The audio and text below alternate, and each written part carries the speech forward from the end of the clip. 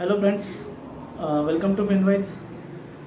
दोस्तों, puzzle solve करने में हम सबको मज़ा आता है। तो फाइनेंस के फील्ड में एक बहुत ज़बरदस्त पज़ल है जिसका नाम है डिविडेंड पज़ल। ये पज़ल इकोनॉमिस्ट लोग भी सॉल्व नहीं कर पा रहे। बिहेवियरल फाइनेंस पीपल जो है, जो एक फ्रेटर्निटी है, इनके पास इस चीज़ का जवाब है। ये पज़ल समझ लेते हैं दोस्तों क्या है। दोस्तों, डिविडेंड का मतलब ये रहता है कि जो भी कंपनी की ग्रोथ होती है तो वो ग्रोथ का एक part company as a dividend investors को रिटर्न करती है और एक पार्ट अपने फ्यूचर ग्रोथ के लिए रिटर्न करती है। पर इकोनॉमिस्ट या साइंटिस्ट, फाइनेंशियल साइंटिस्ट ये बताते हैं कि क्या कंपनी डिविडेंड देती है या कंपनी डिविडेंड नहीं देती है, ये इन्वेस्टमेंट के पीछे का क्राइटेरिया नहीं रह सकता। इसका ज़्यादा इम्पोर्टेंस नहीं रहना चाहिए। पर फैक्ट पे ये देखा गया है कि जो कंपनीज रेगुलरली डिविडेंड देती है, ये कंपनीज को they are highly valued companies. यहाँ पे इन्वेस्टर्स काफ़ी ज़्यादा पैसा डालते हैं क्योंकि शायद इसमें काफ़ी सारी चीज़ें, एक तो वो एज अ इनकम सोर्स इसको देखते हैं। सेकंड ऑप्शन ये देखते हैं कि ये एक टैक्स फ्री इनकम बहुत सारे कंट्रीज़ में या हमारे कंट्रीज़ में भी एक ज़माने में इक्विटी डिविडेंड टैक्स फ्री रहा करता था। तो ये कुछ रीजंस है कि जिस वजह से लोग डिविडेंड प्रीफर करते हैं। दोस्तों, हमने ये भी देखा होगा कि जो कोऑपरेटिव सोसाइटीज़ रहती है, तो कोऑपरेटिव सोसाइटीज़ में एक ज़माना था या आज की डेट में भी जो लोग इन्वेस्ट करते हैं तो कोऑपरेटिव सोसाइटीज़ डिविडेंड देती है। यदि मैं आपको बोलूं कि आप कोऑपरेटिव सोसाइटी के मेंबर तो बन जाइए पर आप डिविडेंड मत लीजिए, तो शायद आप उससे एग्री नहीं करोगे। पर यही माइंडसेट म्यूचुअल फंड में भी इन्वेस्टर्स का आ गया है।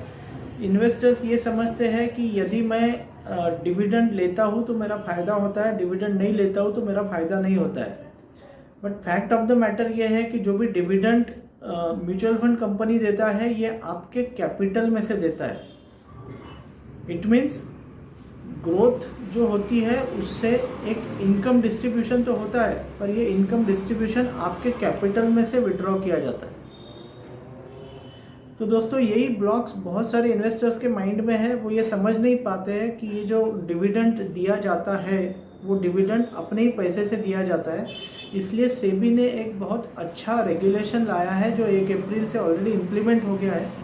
आपने यदि आपके पोर्टफोलियो स्टेटमेंट देखे होंगे या आपके अकाउंट स्टेटमेंट देखे होंगे तो आपको एक वर्डिंग दिखा होगा IDCW। IDCW का मतलब शायद समझ में नहीं आया होगा। IDCW का मतलब मैं बता देता हूँ, ये और कुछ नहीं है, अपना जो डिविडेंड ऑप्शन जो पहले रहा करता था वही डिविडेंड ऑप्शन को रीनेम किया गया है। इसका अभी जो नया नाम है वो IDCW का लॉन्ग फॉर्म है income distribution come capital withdrawal. Income distribution is from the growth and capital withdrawal is from your own assets. तो ये दोनों चीज़ें कंबाइन करके ये इन्वेस्टर को क्लियर हो जाएगा, ऐसा सेबी का मानना है कि ये जो डिविडेंड जो दिया जाता है या जो इनकम डिस्ट्रीब्यूट किया जाता है ये आपके कैपिटल में से विड्रॉल किया जाएगा। सो फ्रेंड्स, आज के बाद में यदि आप म्यूचुअल फंड के स्टेटमेंट में IDCW देखते हैं तो आपको डरने की ज़रूरत नहीं है। ये अपना पुराना डिविडेंड ऑप्शन ही है जिसका लॉन्ग फॉर्म जैसे कि मैंने बता दिया, इनकम डिस्ट्रीब्यूशन कम कैपिटल विड्रॉल। पहले डिविडेंड के 3 फॉर्म्स रहते थे डिविडेंड ऑप्शन में। एक ऑप्शन रहता था डिविडेंड पे आउट, दूसरा रहता था डिविडेंड री इन्वेस्ट और तीसरा एक ऑप्शन रहा करता था डिविडेंड डिस्ट्रीब्यूशन प्लान। इनके नामों में भी अकॉर्डिंगली चेंजेस आए हैं। जो डिविडेंड पे आउट है वो अभी बन गया है पे आउट फ्रॉम IDCW। जो डिविडेंड री इन्वेस्ट रहा करता था वो अभी बन गया है री इन्वेस्टमेंट फ्रॉम IDCW। और डिविडेंड ट्रांसफ़र प्लान में भी ट्रांसफ़र फ्रॉम IDCW। ऐसे अकॉर्डिंगली चेंजेस हो गए। सो ये पार्ट हो गया नोमेनक्लेचर का। अभी मैं आपको शॉर्ट में टैक्सेशन के बारे में बताऊंगा। दोस्तों, पिछले कुछ सालों से जो फाइनेंस बिल में जो चेंजेस हुए थे उसके बाद से अभी डिविडेंड जो है वो टैक्स फ्री नहीं बचे। पहले डिविडेंड जो थे वो इन्वेस्टर के हाथ में टैक्स फ्री आते थे, now dividends are taxable in the hands of investor. तो आपके अकाउंट में जो पैसा आता है, वो अकाउंट में जो पैसा आता है that is a taxable money. So आप जब भी IDCW ऑप्शन चूज करते हो, आपके अकाउंट में जो पैसा आएगा that amount is a taxable amount which you need to add to your income slab and accordingly pay the income tax. तो इसलिए मेरी ये सलाह रहेगी कि आप जहाँ तक आप IDCW ये ऑप्शन चूज मत करिए। इसमें एक पर्टिकुलर लेवल के ऊपर में TDS भी कटेगा, वो भी रिकवर करते बैठना पड़ेगा।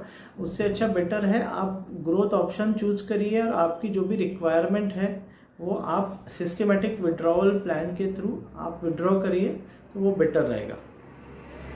दोस्तों, मैं आशा करता हूँ आज का जो वीडियो होगा, आज का जो वीडियो आपने देखा, इससे आपको IDCW इस ऑप्शन के बारे में एक एडिशनल इन्फॉर्मेशन मिली होगी।